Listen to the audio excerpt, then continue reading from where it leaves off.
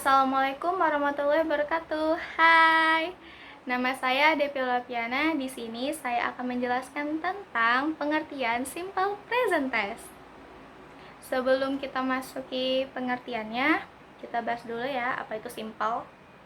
Simple adalah artinya sederhana dan present artinya waktunya sekarang. Jadi artinya simple present tense adalah kalimat yang diucapkan untuk menyatakan waktu yang sekarang. Misalnya saat ini, hari ini, bulan ini, tahun ini, pokoknya yang ini. Dan dapat disimpulkan bahwa simple present tense adalah tenses pertama yang digunakan untuk menyatakan suatu kejadian yang sedang berlangsung.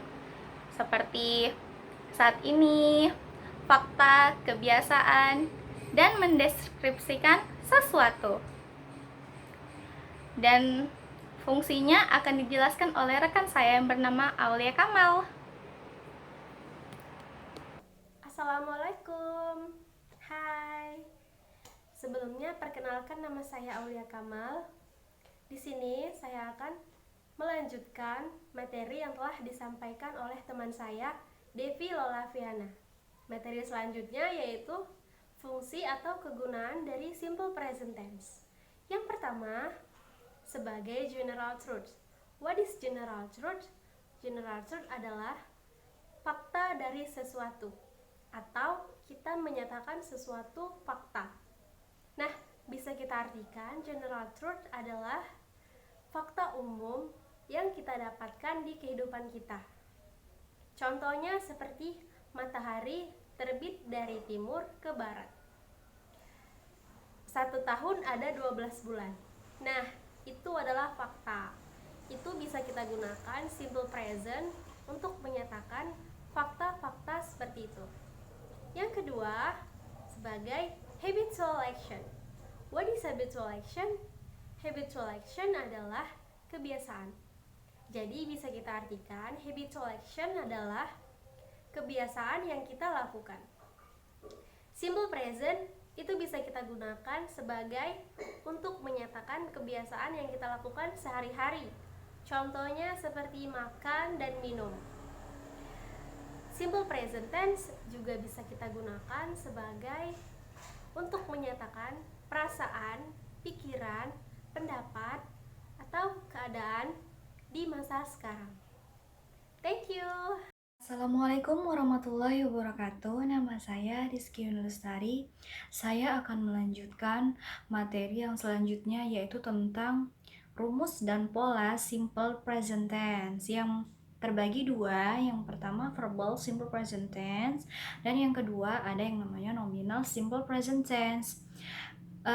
Rumus yang verbal simple present tense dapat kita bentuk pada kalimat positifnya. Itu ada rumus subjek plus kita tambahkan verbs one, tambahkan else, dan juga ditambahkan objek. Adapun untuk yang kita bentuk kalimat negatif, itu ada subject plus do or task plus tambahkan note, ditambahkan verb one, dan ditambahkan objek.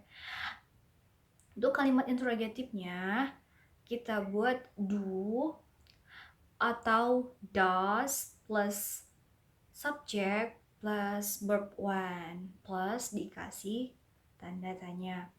Untuk yang rumus nominal simple present tense-nya dapat kita bentuk pada kalimat positifnya, itu ada kita tambahkan subject, ditambahkan to be-nya itu kayak is, are plus object.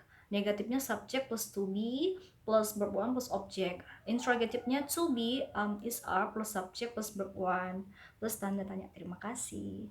Assalamualaikum warahmatullahi wabarakatuh. Perkenalkan, nama saya Khairunisa dengan NPM 201424018. Baiklah, di sini saya akan menjelaskan mengenai contoh dari simple present tense dalam bentuk verbal. Contoh simple present tense dalam bentuk verbal yang pertama yaitu Mother cooks the fish. Kalimat tersebut merupakan kalimat positif. Bentuk pola kalimatnya yaitu mother sebagai subjek, cook sebagai verb 1, dan the fish sebagai objek. Kalimat tersebut merupakan kalimat positif. Pada kalimat tersebut mengalami penambahan huruf pada verbnya, mengalami penambahan huruf s or es. Mengapa? Karena dalam kalimat tersebut menggunakan kata kerja orang ketiga tunggal yaitu mother yang sebagai subjeknya yaitu she, he, it. Kemudian dari kalimat tersebut saya dapat membentuk kalimat negatif yaitu mother doesn't cook the fish. Artinya mama tidak sedang memasak ikan. Dalam kalimat negatif tersebut saya menggunakan doesn't. Mengapa? Karena subjek dalam kalimat tersebut adalah she sebagai mother. Subjek tersebut merupakan orang ketiga tunggal. Kemudian saya dapat membentuk kalimat interrogatif yaitu does mother cook the fish? Artinya apakah mama sedang memasak ikan? Dalam kalimat interrogatif tersebut saya menggunakan does. Mengapa? Karena subjek dalam kalimat tersebut merupakan orang ketiga tunggal yaitu mother. Selanjutnya saya masuk ke contoh yang kedua. Contoh yang kedua yaitu we study English in the WhatsApp group, yang artinya kami sedang belajar bahasa Inggris di grup WhatsApp. Pola kalimat dari kalimat tersebut yaitu we sebagai subjek, study sebagai verb 1, dan English in the WhatsApp group sebagai objek ditambah sebagai kata keterangan. Dalam kalimat tersebut, mengapa saya tidak mengalami penambahan pada verb study? Mengapa? Karena di dalam kalimat tersebut saya menggunakan we, yaitu we yang tidak termasuk kata kerja orang ketiga tunggal. Maka dari itu verbnya tidak berubah, tetap menjadi verb 1 yaitu study. Kemudian saya dapat membentuk kalimat negatif yaitu we don't study English in the WhatsApp group, yang artinya kami tidak sedang belajar bahasa Inggris di grup WhatsApp. Dalam kalimat tersebut saya merubah kalimat tersebut menjadi don't. Mengapa? Karena dalam kalimat tersebut saya menggunakan subjek we, karena subjek we tidak termasuk kata keterangan orang ketiga tunggal. Kemudian saya dapat membentuk kalimat interrogatif yaitu do we study English in the WhatsApp group? Dalam kalimat tersebut saya menggunakan do. Mengapa?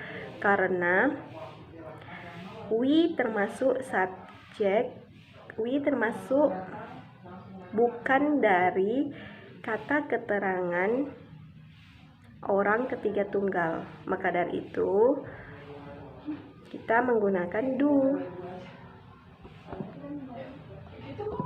Dari penjelasan saya tersebut bahwa apabila she, he, it, verb 1-nya mengalami penambahan s or es, sedangkan I, you, they, we pada subjek tidak mengalami, verb 1-nya tidak mengalami penambahan s or es. Sekian dari saya. Wassalamualaikum warahmatullahi wabarakatuh. Terima kasih. Assalamualaikum warahmatullahi wabarakatuh. Nama saya Nadia Kemalia Saragi, NPM 2014-24005. Di sini saya ingin melanjutkan penjelasan yang sebelumnya sudah disampaikan oleh teman-teman saya. Kalau sebelumnya Kak Nisa telah menjelaskan mengenai kalimat verbal, di sini saya akan melanjutkan mengenai kalimat nominal. Nah, kalimat nominal ini kebalikan dari kalimat verbal ya guys. Jadi kalimat nominal ini adalah kalimat yang tidak menggunakan kata kerja, tetapi menggunakan to be. Untuk rumus kalimat nominal sendiri ada subjek diikuti dengan to be plus adjective, noun atau adverb. Nah, to be di sini ada is, am, are. Nah, untuk salah satu contohnya, contoh, they are from Indonesia. Mereka dari Indonesia. They di sini sebagai subjek, are adalah to be-nya, dan from Indonesia adalah adverb-nya ya, keterangannya. Untuk negatifnya sendiri, they are not from Indonesia. Nah, kalau misalnya dia kalimat verbal menggunakan don't, Di nominal kita menggunakan not setelah to be. Jadi they are not from Indonesia. Mereka tidak dari Indonesia. Untuk interrogatifnya sendiri, to be-nya dipindahkan ke posisi yang paling depan, posisi subjek seperti ini ya. Are they from Indonesia? Are they from Indonesia? Apakah mereka dari Indonesia? Jadi to be dulu baru subjek. Are they from Indonesia? Ya, seperti itu ya. Itu satu contoh. Contohnya lain seperti example, he is lazy. Dia laki-laki malas. He sebagai subjek, is adalah to be-nya dan lazy adalah adjektifnya. He is lazy. Nah, untuk negatifnya, he is not lazy. Untuk interrogatifnya, is he lazy? Apakah dia malas? Ya, seperti itu ya teman-teman. Nah, kesalahan umum yang sering terjadi adalah mereka menggabungkan peraturan verbal dengan peraturan kalimat nominal. Seperti contoh ini ya, kesalahan yang mungkin atau sering terjadi seperti ini. I am come from Indonesia. I am come from Indonesia. Nah, sudah memakai to be, dia memakai kata kerja lagi, kata kerjanya come. Jadi itu tidak boleh ya guys. Jadi kalau misalnya kita mau memakai verb, kita hilangkan to be-nya. Jadi bisa I come from Indonesia, atau kalau memang kita mau memakai kalimat nominal, kita hilangkan come-nya, kita hilangkan kata kerjanya. Jadi seperti I am from Indonesia. Ya, seperti itu ya guys. Itu saja penjelasan terakhir atau penutupan dari